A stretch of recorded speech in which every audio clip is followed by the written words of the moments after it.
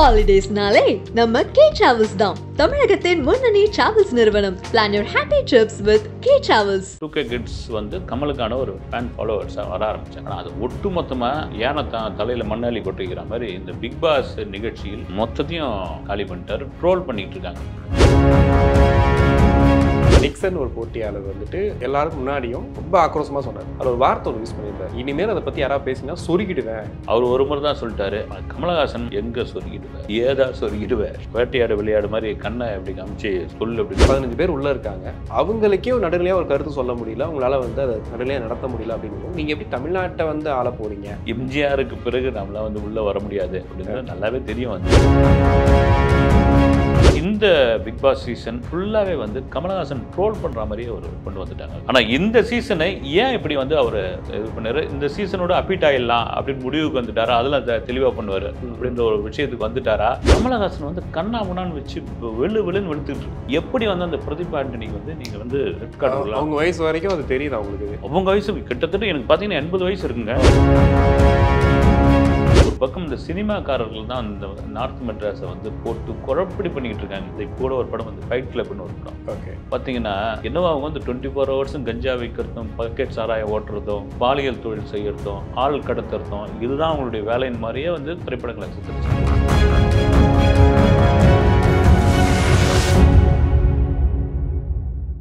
ஆகாயம் தமிழ் நேயர்களுக்கு வணக்கம். இன்று நம்மோட சினிமா விமர்சகர் செய்யார் பாலு சார் இணைஞ்சிருக்காரு. வணக்கம் சார். வணக்கம் சார். எப்படி சார் இருக்கீங்க? நல்லா இருக்கேன். பிக் பாஸ்லாம் பார்க்குறீங்களா? ஏன்னா போன வாரம் வந்து வாரம் கமல் சார் பேசும்போது அந்த எபிசோட நிறைய பேர் பார்க்குறாங்க அப்படின்லாம் சொன்னாங்க. என்ன காரணம்னா, கமல் சார் வந்து ஒரு நல்ல தீர்ப்பு கொடுப்பாரு, அந்த ஒரு வாரத்தில் நடந்த எல்லா விஷயத்தையும் அப்படியே வந்து அக்கு வேற ஆணி வேற பிரித்து வைப்பார், யார் தப்புனாலும் சுட்டி காட்டுவார் அப்படின்ற மாதிரி இவ்வளோ வருஷம் எல்லா சீசன்லேயும் சொல்லிட்டு இருந்தாங்க. பட் இப்போ ரீசெண்டாக இப்போ போன வாரம் இந்த சீசனில் கூட யார் என்ன தப்பு பண்ணாங்கன்றதை சுட்டி காட்டுறதை தாண்டி இவரோட அரசியல் சித்தாந்தத்தை எந்த அளவுக்கு புகுத்தணும், இந்த இடத்த நம்ம பயன்படுத்திக்கணும் அப்படின்ற மாதிரி கமல் டோட்டலாக மாறிட்டாருன்னு இப்போ இணையத்தில் ஃபுல்லாக அவர் ட்ரோல் பண்ணிட்டு இருக்காங்க. நீங்கள் பார்த்தீங்களா? அதுக்கு முன்னாடி ஒரு விஷயம் வந்து நம்ம நண்பர் ஒருத்தர் வந்து சொல்லிட்டு இருந்தார், முத்துவும் ஆழம் வந்தானோ ரீரிலீஸ் பண்ணாது, முத்துவை தாண்டி ஒரு 2 லட்ச ரூபா அதிகமாக வந்து ஆழம் வந்தான் வசூல் பண்ணிடுச்சு, கமல் வந்து ஒரு பெரிய இடத்துக்கு வந்துட்டார், இந்த குறிப்பாக அந்த 2K Kids மத்தியில் வந்துட்டார் அப்படின்னு சொன்னோன்னே எனக்கு சிரிப்பு வந்தது. 2K Kids மத்தியில் விக்ரமுக்கு முன்னாடி கமல் வந்து ஒன்றும் கிடையாது, வந்து ஒரு மைக் மோகன் ரேஞ்சுக்கு தான் அவங்க ஒரு பழைய ஆக்டர் அப்படின்ற அவ்வளோதான். வந்து அவங்களுக்கு பிடிச்சது யாருன்னா இன்னைக்கு பிரதீப் ரங்கநாதன், அடுத்து வந்து கவின், இப்படி போயிட்டு இருக்க ஆட்கள் தான் வந்து அப்படி. ஆனால் விக்ரம், லோகேஷ் கனகராஜனால அந்த பிஜிஎம் அது இது அனிருத் எல்லாம் சேர்ந்து பகத் பாசிலாம் உள்ளே வந்தோடனே ஓ இப்படியாப்பட்ட ஒரு நடிகர் நம்ம தமிழ் சினிமாவில் இருக்காரான்னு. அப்புறம் லோகேஷ் கனகராஜ் சொன்னது, நான் விரும்பாண்டியை பார்த்து இது பண்ண, அபூர்வ சாதல்களை பார்த்து வந்து இந்த சீன் பண்ண சொல்ல மாதிரி அதெல்லாம் தேடி பார்க்க ஆரம்பித்தாங்க. ஒரு உண்மையாக வந்து ஒரு 2K Kids வந்து கமலுக்கான ஒரு ஃபேன் ஃபாலோவர்ஸாக வர ஆரம்பித்தாங்க. ஆனால் அது ஒட்டு மொத்தமாக ஏனத்தான் தலையில் மண்ணாளி கொட்டிக்கிற மாதிரி இந்த பிக் பாஸ் நிகழ்ச்சியில் மொத்தத்தையும் காலி பண்ணிட்டாரு, ட்ரோல் பண்ணிகிட்டு இருக்காங்க. இன்றைக்கி வந்து அது நீங்கள் சொன்னது தான். வந்து நான் வந்து இன்னொரு விஷயம், தொடர்ச்சியாக அந்த பிக் பாஸ் பார்க்குறதில்ல. உங்களை மாதிரி நண்பர்கள் யாராவது வந்து இந்த மாதிரியான சீசனில் இந்த மாதிரியான ஒரு தகராறு நடந்து பரபரப்பு ஏற்பட்டதுன்னு நான் ஹாட் ஸ்டாரில் போய் அந்த எபிசோடு வரைக்கும் பார்க்குறது வந்து அதுவே நம்மளால் பார்க்க முடியல அப்படின்னு இன்றைக்கி சோஷியல் மீடியாவில் கூட ஒரு சில நாட்களுக்கு முன்னாடி கூட இதை தடை பண்ணணும் அப்படின்னு ஒருத்தர் போட்டிருந்தார். குறிப்பாக வேல்முருகன். ஆமாம், அவர் போயிருந்தார் முன்னாடி, அவர் சொல்லியிருந்தார் ஏற்கனவே. அது அந்த அளவுக்கு வந்து ஒரு பெரிய தாக்கத்தை உண்டு பண்ணியிருக்குது இது. கண்டிப்பாக சார். இது அதான் குறிப்பாக அந்த ஒவ்வொரு எபிசோடாக பார்க்குறேன் இல்லைங்களா, இதில் எப்போ நான் ரொம்ப ஆர்வமாக பார்த்தது அப்படின்னா, திடீர்னு இந்த பிரதீப்புக்கு ரெட் கார்டு கொடுத்துட்டாங்களா அப்படின்னு எனக்கு ஒரு நண்பர் சொன்னார். பிக் பாஸ் பார்க்குறேன். இல்லைங்க, எனக்கு இருக்கிற நேரத்துக்கு நான் பார்க்கறதுக்கு தொடர்ச்சியாக என்னங்க பிரதீப்புக்கு வந்து ரெட் கார்டு கொடுத்து வெளியே அமிச்சிட்டாங்க பிரதீப் ஆண்டனிக்கு. எஸ், சரி ஓகே, பிரதீப் ஆண்டனி ரைட், இந்த நிகழ்ச்சி இது ஒரு ஸ்கிரிப்டடு, அது கடந்து போகணும்னு பார்த்தா ஒரு சேனலில் திடீர்னு ஒரு பைட் எடுக்க, அந்த பைட்ஸில் ஒரு வயசான ஒரு பாட்டியம்மா வந்து கொந்தளிக்கிறாங்க. அந்த அம்மா கமலஹாசன் வந்து கண்ணா முன்னான்னு வச்சு வெளுன்னு வெளுத்துக்கிட்டு இருக்கு. உண்மையாகவே வந்து எப்படி வந்து அந்த பிரதீப் ஆண்டனிக்கு வந்து நீங்கள் வந்து ரெட் கார்டு விடலாம்? அவங்க வயசு வரைக்கும் அது தெரியுது அவங்களுக்கு. அவங்க வயசு கிட்டத்தட்ட எனக்கு பார்த்தீங்கன்னா 80 வயசு இருக்குங்க. நீங்கள் வந்து சர்ச் பண்ணி பார்த்து என்ன சேனல்னு தெரியல, கமலஹாசனை போட்டு நீ யோகியமா, அதுவா இதுவா, அந்த தம்பியை வந்து இவ்வளோ குற்றச்சாட்டுவா, அவங்க உள்ளே இருக்கிறவங்க சொன்னால் நம்பிடுறதா? ஓகே, என்னன்னா ஒரு வீட்டுக்குள் நடக்கிற நிகழ்ச்சி, அந்த வீட்டுக்குள் நடக்கிற நிகழ்ச்சிக்கு இவர் நாட்டாமல் பண்ணுறாரு அந்த வழக்குக்கு அப்படின்ற அளவுக்கு ஆடியன்ஸோடைய மனநிலை கொண்டு போய் அதை வந்து இந்த மூத்த குடிமக்கள் வரைக்கும் போய் அந்த நிகழ்ச்சி சேர்ந்துருக்குதுன்னு அந்த நிகழ்ச்சியோடைய பவர் என்னன்னு அதுக்கப்புறம் நான் இதுக்கு முன்னாடி சீசன்லாம் பார்த்துருக்கேன். நான் ஆரம்பத்தில் அது சீசன் 1, 2ல வந்து ரெகுலராக இது ஆகிடுச்சு. அதுக்கப்புறம் ஒரு கட்டத்தில் போர் அடிச்சு இப்போ 24 ஹவர்ஸ் ஓடிக்கிட்டு இருக்கு. சரி நம்ம நினச்சப்போ போய் பார்த்துக்கலாம் அப்படின்ற ஒரு வசதி இருக்குது. உள்ளே போய் பார்த்த பிறகு அந்த பிரதீப் அண்ணன் அவர் மேலே தப்பு இருக்குது, ரைட்டு, ஓகே. ஆனால் சில சம்பவங்கள்லாம் அந்த வீட்டில் நடக்குது. அந்த குறிப்பாக அந்த பெண்களுக்கு ரொம்ப மரியாதை, பாதுகாப்பு இல்லை. அப்புறம் வந்து கழிவறை போய் பயன்படுத்துகிற ஒரு விஷயம். அப்புறம் ஏதோ நீ வந்து வெள்ளி அருணா கொடி போட்டுக்கிட்டு இருக்கியா அப்படின்னு அந்த தம்பி சொல்கிறாரு. அதெல்லாம் ரொம்ப ஒரு இதுவான விஷயம். இவ்வளோ பண்ணிவிட்டு இதுக்கு ஒரு ரெட் கார்டு கொடுத்து வெளியேற்றணுமா அப்படின்னு அந்த தொடர்ச்சியாக நிகழ்ச்சி பார்த்துட்டு இருக்கு. ரைட்டு, இவ்வளோ பெரிய ஆதரவு இவருக்கு இருக்கா அப்படின் போது நான் அடிக்கடிலாம் பார்த்துக்கிட்டு இருந்தேன். நான் குறிப்பாக இன்னொரு முக்கியமான இது பார்த்தது வந்து விசித்ரா சொன்ன அந்த விஷயம் வந்து ஆமாம் பெரிய வைரல் ஆச்சு. விசித்ராவெலாம் இன்டர்வியூ பண்ணியிருக்கிறோம் தலைவாசல் சமயத்தில். அப்புறம் நிறைய படங்கள்லாம் பண்ணிட்டு இருக்கும்போது யாரையா சொல்லியிருக்கேன், என்னை வந்து ஃபோன் பண்ணி கேட்குறாங்க அந்த நடிகர் யாருன்னு. கூகுளில் போய் என்ன வெர்ஷன் போய் சர்ச் பண்ணிங்கன்னா என்ன தெலுங்கு படம்னு தெரிஞ்சிட போகுது. அதில் போய் என்ன எதுனா அப்புறம் போய் பார்த்த பிறகு தான் தெரிஞ்சது, ஓ இந்த நிகழ்ச்சிக்கு இவ்வளோ பெரிய பவர் இருக்குது, அதுவும் இந்த சீசனுக்கு அப்படின்னு தெரிஞ்சது. கண்டிப்பாக நீங்கள் சொன்ன மாதிரி இப்போ என்ன ரீசெண்டாக இப்போ என்ன வைரல் ஆச்சு அப்படின்னா, நிக்சன் ஒரு போட்டியாளர் வந்துட்டு எல்லாரும் முன்னாடியும் என்ன ஒரு விஷயத்தை வச்சு நீங்கள் ப்ரொஜெக்ட் பண்ணிகிட்டே இருக்கீங்க, அதை இனிமேல் யாரும் சொல்லாதீங்க அப்படின்றத ரொம்ப வந்து இதாக சொன்னார். ரொம்ப ரொம்ப ஆக்ரோஷமாக சொன்னார். அதில் ஒரு வார்த்தை ஒன்று யூஸ் பண்ணியிருந்தார், இனிமேல் அதை பற்றி யாராவது பேசினா சொருகிடுவேன் அப்படின்ற மாதிரி வார்த்தை யூஸ் பண்ணார். ஆட்டோமேட்டிக்காக பார்த்தீங்கன்னா இந்த அர்ச்சனா அப்படின்றவங்களோட சேர்ந்து தினேஷ், அர்ச்சனா அவங்க மேலே வந்து ஒரு நல்ல அபிப்பிராயம் இருந்துகிட்டே இருந்துச்சு. ஆரம்பத்துலேருந்தே அவங்க நல்லா பண்ணுறாங்க அப்படின்ற மாதிரியே இருந்துகிட்டு இருந்துச்சு. அவங்கள இவங்க இப்படி கேட்டார், அப்போ கண்டிப்பாக அந்த மாதிரி கமல் சார் வந்து ஏதாவது செய்ய போகிறாரு அப்படின்னும் போது அவங்களுக்கு ஆப்போசிட்டாக பேசினவங்களை ஃபுல்லாக வந்து நிற்க வச்சு கார்னர் பண்ணி விஷ்ணுவை தம்சம் பண்ணி தினேஷ் தம்சம் பண்ணி அர்ச்சனாவை போட்டு அவ்வளோ இது பண்ணி ஆட்டோமேட்டிக்காக யாரை திட்டணுமே தெரியல, இவர்னா இப்படி திட்டிகிட்டு இருக்காரு அப்படின்றத தாண்டி நீங்கள்லாம் வந்து லேபிள் குத்துறீங்களா அவர் மேலே, அவர் நார்த் மெட்ராஸா அப்படிங்கிறதான் இப்போ பெரிய பிரச்சனையாக போயிட்டு இருக்கு சார். ஆமாம், அந்த இதுவும் நான் பார்த்தேன். நான் அது அந்த ப்ரோமோ வீடியோ வந்தப்போ உள்ளே போய் பார்த்தப்போ அவர் போகிற போக்கில் வந்து சொல்கிறாப்புல வந்து நான் சொருகிடுவேன் உன்னை இது அப்படின்னு. இன்னொரு விஷயம் என்னென்னா, நீங்கள் வெளியே வந்த வனிதாவுடைய பொண்ணு கூட ஜோவிகா வெளியே வந்துச்சு. அதுக்கப்புறம் வனிதா ஒரு இதில் பேசியிருந்தாங்க, நல்லா இருந்தது. குறிப்பாக வந்து இவர் வந்து அந்த உள்ளே கலந்துக்கிறவங்க பலதரப்பட்ட ஏரியாவிலிருந்து பலதரப்பட்ட மனிதர்களோட பழகினவங்க எல்லாம் வந்திருக்காங்க. கண்டிப்பாக எளிய மனிதர்களும் பெரிய எல்லாம் வந்திருக்காங்க. நீங்கள் உள்ளே வந்தவொடனே எல்லாரும் அவங்கவுங்க இயல்பை மாற்றிக்கிட்டு இருக்கணும்னு ஒன்று அவசியம் கிடையாது. அவங்கவுங்க வளர்ந்த சூழ்நிலை, இருக்கிற சூழ்நிலை, அந்த சூழ்நிலையை அங்கே வெளிப்படுத்தியதான் அவங்க. அதுதான் அந்த நிகழ்ச்சியோடைய ஸ்கிரிப்டடே. ஓகே, அதுக்கு நீங்கள் இப்படி தான் பேசணும், அப்படி தான் பேசணும், நீங்கள் வந்து யாரும் சொல்லக்கூடாது உள்ளே இருக்கிறவங்க அப்படின்னு ஒரு இது சொல்லியிருந்தாங்க. அதில் வந்து இவருக்கு வர வார்த்தை வந்து அது ஒரு உண்மையிலே வந்து ஒரு தவறான ஒரு வார்த்தை தான். சொருகிடுவேன்னு சொல்கிறது நம்ம பேச்சு வழக்கில் திடீர்னு வந்தோடனே சொருகிடுவேன், இல்லைன்னா தட்டி தூக்கிடுவேன் அப்படின்ற மாதிரியான ஒரு இதெல்லாம் வரும். அவர் ஒரு முறை தான் சொல்லிட்டாரு, கமலஹாசன் எங்கே சொருகிடுவேன், ஏதா சொருகிடுவேன், எங்கே சொல்லு அப்படின்னு சொல்லி ஹீரோ மாதிரிலாம் பண்ணல சார், இதெல்லாம் பண்ணார். வேட்டையாடு விளையாடு மாதிரி கண்ணை எப்படி காமிச்சு சொல்லு அப்படின்னு, இங்கே சொருகுவீங்களா அப்படின்னு கேட்டார். சொல்லுங்களா அப்படின்னு கேட்டிருந்தாரு. சரி, இது பக்கம் ஒரு பக்கம் போயிடுச்சு அப்படின் பொழுது குறிப்பாக இந்த நார்த் மெட்ராஸ், சவுத் மெட்ராஸ், அதாவது நாடாளுமன்ற தொகுதிக்கு தான் வந்து வட சென்னை, மத்திய சென்னை, தென் சென்னைன்னு இருக்குன்னு பார்த்தா பிக் பாஸ்லேயே வந்து அதை பிரிக்க ஆரம்பிச்சு. குறிப்பாக அந்த நார்த்து மெட்ராஸ் அப்படின்ற ஒரு விஷயத்தை பேச ஆரம்பிச்சு, அதாவது இவங்க ஸ்லாங் இப்படி தான் இருக்கும், இவங்க அப்படி தான் பேசுவாங்க அப்படின்னு.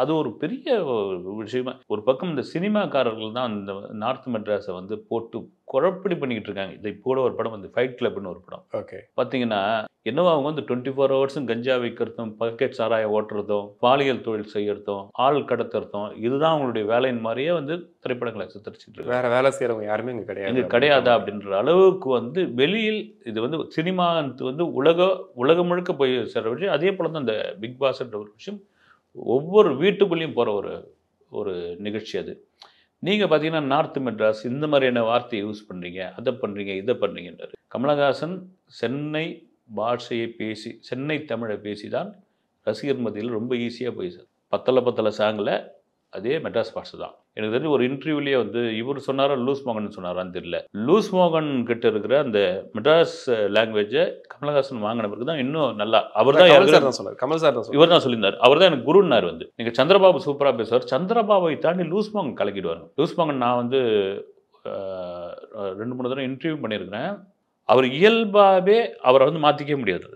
இயல்பாகவே அப்படி பேசக்கூடியவர் தான். நான் நல்லா ஞாபகம் இருக்குது, ஒரு தீபாவளிக்கு ஏதாவது வித்தியாசமாக லூஸ் மோகன் வழக்கமாக அவருக்கே ஃபோன் போட்டேன், அதே கதையை தான் பேசணும், அதே விஷயம் தான் சொல்லணும், புதுசாக எதுவும் இல்லையே அப்படின்னாரு. புதுசாக ஒன்று பண்ணிக்கலாம் சார் ஒரு பிரிண்ட் மீடியாவுக்கு. ஓகே. என்னன்னா அப்போ தான் அந்த கூவத்தை வந்து சுத்தம் பண்ணியிருக்கிறோம் நாங்கள். இது கூவம் வந்து ஏறக்குறைய குடிநீராலாம் மாறப்போகுதுன்னு ஒரு திட்டம் போட்டு அதை சுத்தப்படுத்துறதுக்கான வேலை தான் பண்ணியிருந்தாங்க. அந்த கூவத்து தண்ணியில் போய் பழைய கூவம் ஆறு அங்கே போய் லூஸ் மோகன் குளிக்கிற மாதிரி எண்ணெய் தேய்ச்சி தீபாவளிக்கு ஒரு தீபாவளி மலருக்கு. ஆனால் வாங்கி போனது வந்து 5 லிட்டர் மினரல் வாட்டர். ஓகே. தண்ணி தலையில் ஒரு துண்டை கட்டிக்கின்னு அப்படி இது ஒவ்வொரு ஃபோட்டோ கேப்ஷன் தானே, ஒரே குளிர்துப்பா, நல்லெண்ணியா கல்லெண்ணியா இப்படிலாம் வச்சு இது பண்ணுது. நீங்கள் அங்கே ஆரம்பிச்சதுலேருந்து அவர் வீட்டுக்கு வர வரைக்கும் அவர் கூட்டும் போய் அந்த அந்த இது நிகழ்ச்சி எடுத்து அந்த அசைன்மெண்ட் முடிக்கிற வரைக்கும் அவர் அந்த சென்னை ஸ்லாங்லேருந்து துளி கூட மாறலிங்க. அதுதான் அவர். அப்போ எனக்கு தோணுது வந்து அவர் தான் கமலஹாசனுடைய குருவாக இருப்பார் அப்படின்னு. கமலஹாசன் மகராசன் பல படங்களில் வந்து மகராசன்லாம் பார்த்தீங்கன்னா ஒரு காமெடியில் கூட வருவார், 2 ஒரே கோழியா ஒரு இதில் கூட அப்படின்னா இது சின்னதாக உடிக்க சொல்ல உச்ச கோழி, சின்ன கோழி, இது பெருசாக சொல்ல உச்ச கோழி, பெரிய கோழின்னு அது பல படங்கள் உண்டு. இவர் போய் ஏன் வந்து இந்த மெட்ராஸ் பாஷையை குறிப்பாக நார்த் மெட்ராஸில் உள்ளவர்கள்லாம் இப்படி தான் பேசுவாங்கன்னு சொல்கிறது தான் கமலுடைய கிராஃபில் அப்படியே கொஞ்சம் கொஞ்சமாக இறங்க ஆரம்பிச்சது. அதாவது அவர் பேசினது தப்பு அப்படின்ற மாதிரி அதை சொல்லிட்டு இன்னொரு பக்கம் அந்த விஷயத்த வந்து அவங்களே அதை விட்டுட்டாங்க. அவருக்கே வந்து எக்ஸனுக்கே வந்து தப்புன்னு சொல்லி முடிஞ்சு போச்சு. ஆனால் தினேஷ் வந்து தௌலத் அப்படின்ற வார்த்தை யூஸ் பண்ணும்போது நீங்கள் என்ன அவர் பாஷையிலேயே வந்து பேசுகிறீங்க, அவர் கிண்டல் பண்ணுறீங்களா, நீங்கள் அவரோட ட்ரூ கலர் ஓப்பன் ஆயிடுச்சுன்னு சொல்லிட்டு இன்னொருத்தர் சொன்னோடனே ஓ அவங்கள வந்து நீங்கள் அடையாளப்படுத்துறீங்களா அப்படின்னும் போது இது டோட்டலாக வெளியே இருந்து பார்க்கும்போது என்ன தோணுது அப்படின்னா, பிரச்சனையே வேற பிரச்சனை அங்கே நடந்துச்சு, அவங்க அக்ரெசிவாக சண்டை போட்டுக்கிட்டாங்க, அதுக்கு ஒரு தீர்வு கொடுப்பார் கமல் சார் அப்படின்றத தாண்டி உள்ளே போய் இவ்வளோ அரசியல் சித்தாந்தத்தை இவர் என்ன நிலைப்பாட்டில் இருக்காருன்றதெல்லாம் வந்து சொல்கிறது, இவர் அதை யூஸ் பண்ணிக்கிறாரு அப்படின்ற மாதிரி தானே சார் இருக்கு. இல்லை யூஸ் பண்ணிக்கிறாரு, அந்த யூஸ் பண்ணிக்கிறத வந்து சரியாக பண்ணிக்கிறாரு. கரெக்ட். அது ஒன்று இருக்கு இல்லைங்களா. இது வந்து உண்மையிலேயே வந்து இந்த நிகழ்ச்சி டிஆர்பியில் எப்பெல்லாம் தொய்வு ஏற்படுகிறதோ அப்பெல்லாம் ஒரு பிரச்சனை. அதுதான் அந்த நிகழ்ச்சியோடைய ஒரு அதோட ஃபார்முலாவே அதுதான். அது அமெரிக்காவிலிருந்து சுட்டுன்னு வந்த ஒரு நிகழ்ச்சி இன்றைக்கி இந்தியா முழுக்க ஒவ்வொரு லாங்குவேஜ்லையும் இருக்குது. தெலுங்கில் நாகார்ஜுனா, கன்னடத்தில் கிச்சா சுதீப், மலையாளத்தில் மோகன்லால் பண்ணிகிட்டு இருக்காங்க. இவர் அதை பண்ணிகிட்டு இருக்காரு. எனக்கு அந்த பிரதீப் ஆண்டனியோடைய இது கூட அந்த நேரம் எனக்கு ஒரு நண்பர் சொன்னார், டிஆர்பி இறங்குற மாதிரி இருந்தோடனே அதை கொண்டு வந்து அப்படியே தூக்கி விட்டாங்க. நீங்கள் வந்து வனிதாவுடைய மகள் உள்ளே இருக்காங்க, இவங்க திடீர்னு பார்த்தீங்கன்னா நான் வந்து எங்கள் சகோதரி வீட்டுக்கு போயிருந்தேன், பிரதீப்போட ஆட்கள் என்னை வந்து அடிச்சிட்டாங்க, எனக்கு காயமாக ஏற்பட்டுச்சு, அவங்க ஒரு வீடியோ போட்டு மறுபடியும் தூக்குறாங்க. அது வந்து இதே தான் நிக்சன் பிரச்சனையும். அதுக்கு முன்னாடி ஒரு வீடியோவை பார்த்தேன் நான் வந்து, ஒரு பகுதியினர் பொம்மையாகவும் இன்னொருத்தர் வந்து குழந்தையாகவும் இருக்கும் அப்படின்னு ஒன்று பிரித்து இது பண்ணியிருந்தாங்க.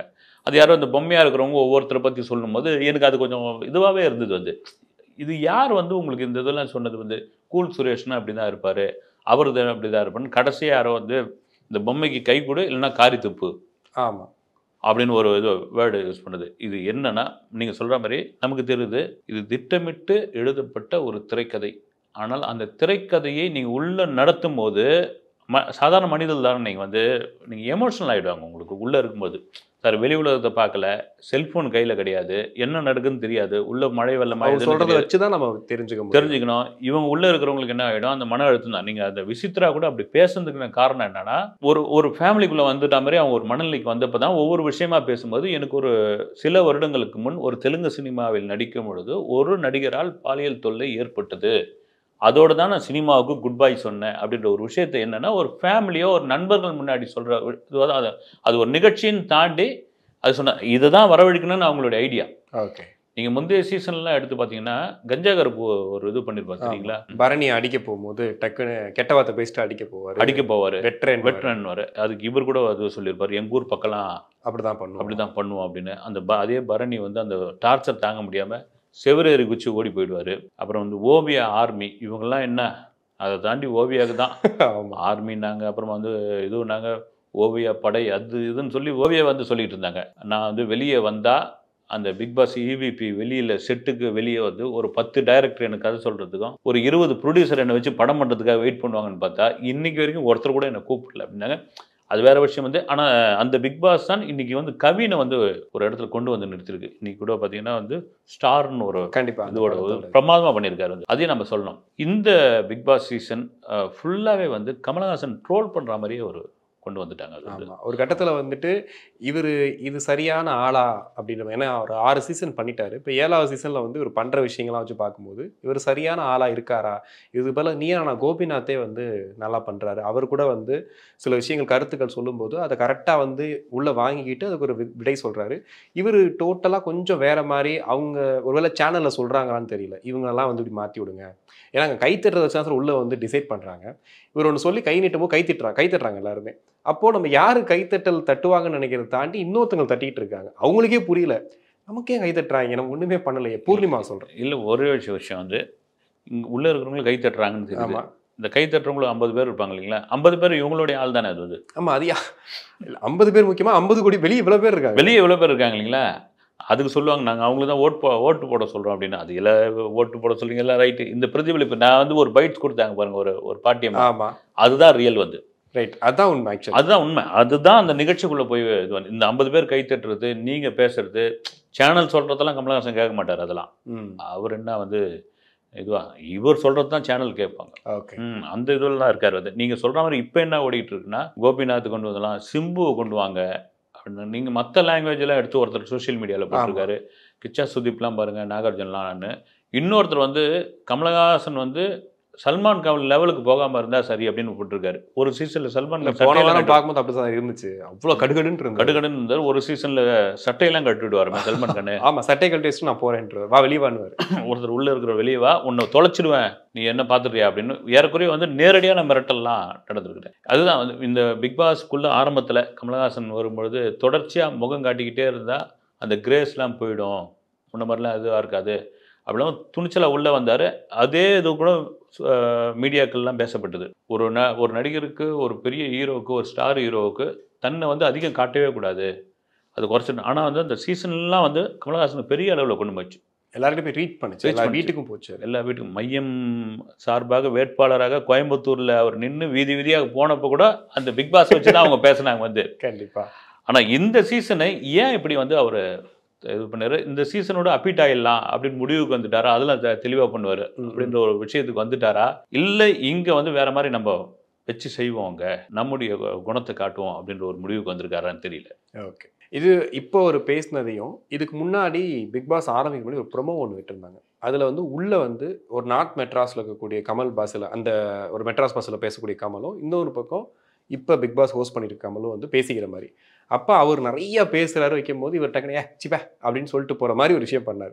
அதை அப்படியே கட் பண்ணி இப்போ மேட்ச் பண்ணுறாங்க. ஆக்சுவலி நீங்கள் பண்ணால் அது சரி, இவங்க பண்ணால் அது தப்பா? நீங்கள் வந்து என்ன சொல்ல வரீங்கன்னா, உள்ளே இருக்கவங்க வந்து அப்படி வடச்சேனல் இருக்கவங்கன்னா இப்படி தான் பேசுவாங்க, நீ சீப்பான்ட்டு போயிடுவியா அப்படின்ற மாதிரி இது கம்பேர் பண்ணிட்டு இருக்காங்க. ஸோ இதுவே வந்து முரண் தானே சார்? ஆமாம், முரண் தான். அதுக்கே கூட ஒருத்தர் போட்டிருக்காங்க, என்னது பிளேடு பக்ரி, பிளேடு பக்ரின்னு போட்டுங்க, பிளேடு பார்த்தசாரதின்னு போடலாமே அப்படின்ற அளவுக்குலாம் வந்து கொண்டு வந்திருக்காங்க. இது வேற விட்டா வந்து ரிலீஜ் வேற ஒரு டாப்பிக்காக போயிடும், வேற ஒரு டாப்பிக்காக போயிடும் பொழுது. இது உண்மையிலே பார்த்தீங்கன்னா ரொம்ப நுட்பமாக தான் கையாளணும் பொழுது. இது வந்து நம்ம ஏனோ தானே ஒரு என்னதான் வந்து ஒரு ஒத்திகை பாட்டுக்கு பார்க்கப்பட்ட ஒரு நிகழ்ச்சியாக, இல்லை வந்து இந்த பேப்பர்லாம் உங்ககிட்ட கொடுத்தாச்சுப்பா, நீங்கள் வந்து ஒரு இடமா போய் ஓரமாக நின்று மனப்பாடம் பண்ணிக்கிட்டு வந்து நீங்கள் அரங்கேற்றுங்கன்னு சொன்னாலும் அவங்களுக்குள்ள இயல்பாக இருக்கிற ஒரு விஷயம் இல்லைங்களா, அது வெளிப்படும் பொழுது அதுதான் இந்த ப்ரோக்ராம் இருக்க இதுவே வந்து நீங்கள் சொல்லி கொடுத்தாச்சு, நீங்கள் நானும் பேசிக்கிட்டு இருக்கோம். ஒரு கட்டத்தில் நம்ம 2 பேரும் தான் அந்த ரூமுக்குள்ளே இருக்கிறோம். எவ்வளோ நேரம் இருக்க முடியும் வந்து? ஒரு கிட்டத்தட்ட ஒரு 7 நாள் இருக்கிறோம்னா நிஜமான குணம் நம்ம 2 பேருக்குமே வெளியே வரும் இல்லைங்களா? கண்டிப்பாக வரும். இந்த பேப்பரில் கொடுத்ததெல்லாம் போய் ஓடா நீ அப்படின்னு தூக்கி போட்டேன்னு நீங்கள் என்ன வந்து பேசுறது வந்து அதுதான் நாங்கள் நடக்குது. அதை ஹேண்டில் பண்ணுறவர் தான் வந்து அந்த நடுநிலையாளர் கமலஹாசன். அதை கரெக்டாக பண்ணணும். அதை என்ன பண்ணுறாரு, ட்ரிகர் பண்ணி விடுறாரு அவர் வந்து. ஓகே. நீங்கள் ஃபஸ்ட்டே சொன்ன மாதிரி அரசியலுக்கு வந்துட்டு அவர் அரசியல் கட்சி எந்த அளவுக்கு ஹெல்ப் பண்ணுச்சோ, இந்த பிக் பாஸ் நிகழ்ச்சியை வச்சு நிறைய விஷயங்களை அவர் ப்ரமோட் ஆகிட்டு தான் இருந்தார். ஆனால் இப்போ நடக்கிற விஷயத்தை வச்சு பார்க்கும்போது நிறைய பேர் சொல்கிற விஷயம் என்னென்னா, ஒரு 15 பேர் உள்ளே இருக்காங்க, அவங்களுக்கே ஒரு நடுநிலையாக ஒரு கருத்து சொல்ல முடியல, அவங்களால வந்து அதை நடுநிலையாக நடத்த முடியல அப்படின்னும் போது நீங்கள் எப்படி தமிழ்நாட்டை வந்து ஆள போகிறீங்க, நீங்கள் எப்படி அரசியல் கட்சி ஆரம்பித்து நல்ல கருத்துக்களை சொல்ல போகிறீங்கன்ற மாதிரியான விஷயம் வருது இல்லை சார்? இதை எப்படி சார் பார்க்குறது? அது வந்து அவருக்கே தெரியுங்க வந்து எம்ஜிஆருக்கு பிறகு நம்மளாம் வந்து உள்ளே வர முடியாது அப்படின்னு நல்லாவே தெரியும் வந்து. அதை தாண்டி யார் விட்டது வந்து இப்போ இவர் அடுத்து வந்து விஜய் ஒரு பக்கம் இருக்கார், நானும் வருவேன்னு.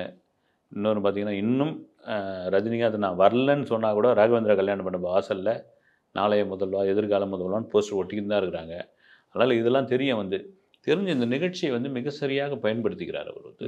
அது இன்னும் நல்ல தெளிவாக பயன்படுத்திக்கணும் அப்படின்னு தான் என்னுடைய ஆதங்கம். கண்டிப்பாக சார், நிறைய விஷயங்கள் பேசணும். உங்கள் நேரத்துக்கு ரொம்ப நன்றி சார். வணக்கம். ஹாலிடேஸ்னாலே நம்ம கே டிராவல்ஸ் தான் தமிழகத்தின் முன்னணி டிராவல்ஸ் நிறுவனம். Plan your happy drips with K travels.